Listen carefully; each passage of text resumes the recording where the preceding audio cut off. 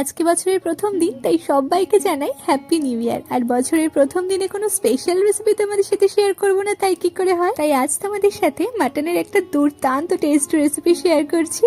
বানাচ্ছি আফগানি মাটন পোলাও। আর এই পোলাওটা না একদম কম মশলায় তৈরি হয়, খেতে অসাধারণ হয়। তোমরা চাইলে এটা শুধু শুধুও খেতে পারো বা যে কোনো গ্রেভি আইটেমের সাথেও খেতে পারো, ভীষণ ভালো লাগে। তো এই আফগানি মাটন পোলাও বানানোর জন্য প্রথমেই আমি 2 কাপ বাসমতি চাল খুব ভালো করে ধুয়ে এটাকে 30 মিনিটের জন্য জলে ভিজিয়ে রেখে দিলাম। আর এদিকে দেখো প্রায় 800 গ্রাম মাটন খুব ভালো করে ধুয়ে পরিষ্কার করে নিয়েছি। আর এই রান্নায় মাটনটাকে আগে থেকে ম্যারিনেট করে রাখার কোনো প্রয়োজন নেই। তো এবার চলো আফগানি পোলাওয়ের মেন মশলাটা বানিয়ে নেওয়া যাক। তো তার জন্য একটা বাটিতে 8 থেকে 9টা এলাচ, 9 থেকে 10টার মতন লবঙ্গ, 2টো বড় এলাচ, একটু দারচিনি, সাথে একটু গোলমরিচ, 2 চামচ সামরিচ, 2 চামচ গোটা জিরে আর অল্প একটু জায়ফল নিয়ে এই সমস্ত মশলা না ভেজেই গুঁড়ো করে নিলাম। আর এই পোলাওটা বানানোর জন্য এই গুঁড়ো মশলাটা ছাড়া আর তেমন কোনো মশলা ব্যবহার করব না।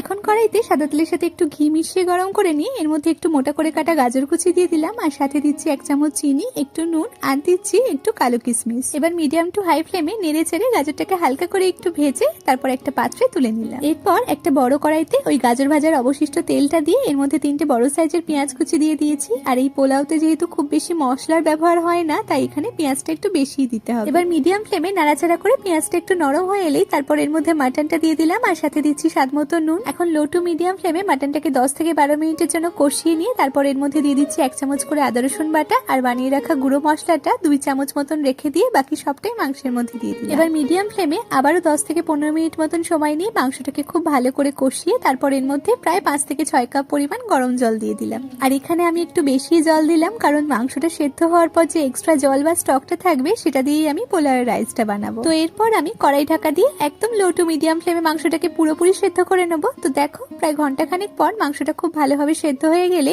তারপর আমি মাংস থেকে মাটন স্টকটা আলাদা করে নিলাম। এবার চলো ফাইনালি পোলাওটাও বানিয়ে নেওয়া যাক। তো তার জন্য কড়াইতে 4 কাপ মাটন স্টক নিয়ে নিলাম। আর যেহেতু আমি এখানে 2 কাপ চাল ব্যবহার করেছি, তাই তার ডাবল মানে 4 কাপ মাটন স্টক নিয়েছি। এবার এর মধ্যে জল ঝরিয়ে নেওয়া চালটা দিয়ে দিলাম, সাথে দিচ্ছি কিছুটা ঘি, টেস্টটা ব্যালেন্স করার জন্য দিচ্ছি একটু চিনি আর বাকি গুঁড়ো মশলাটাও এর মধ্যে দিয়ে দিলাম। আর মাটন স্টকে যেহেতু আগে থেকে নুন দেওয়াই ছিল, তাই আলাদা করে আর নুনের ব্যবহার করলাম না। তো এবার মিডিয়াম ফ্লেমে চালটাকে একটু ফুটিয়ে নেবো। আর চালটা প্রায় 60% মতন সেদ্ধ হয়ে গিয়ে জলটাও বেশ কমে এলে ঠিক সেই সময় সেদ্ধ করা মাটন গুলো আর সাথে ভেজে রাখা গাজর কিশমিশটাও এর মধ্যে দিয়ে তারপর উপর থেকে একটা অ্যালুমিনিয়াম ফয়েল চাপা দিয়ে কড়াই ঢাকা দিয়ে দিলাম। এখন এটাকে লো ফ্লেমে আরো 5 থেকে 7 মিনিটের জন্য রেখে তারপর গ্যাসের ফ্লেমটাকে অফ করে এটাকে আরো 15 থেকে 20 মিনিটের জন্য দমে বসিয়ে রাখলাম। তো ব্যাস তাহলে তৈরি হয়ে গেল আমাদের আফগানি মাটন পোলাও। আর এই পোলাওটা যদি তোমরা একটু বেশি স্পাইসি পছন্দ করো, তাহলে এখানে কয়েকটা চেরা কাঁচা লঙ্কার ব্যবহারও করতে পারো। তাহলে আজকের রেসিপিটা কেমন লাগলো অবশ্যই কমেন্টে জানিও।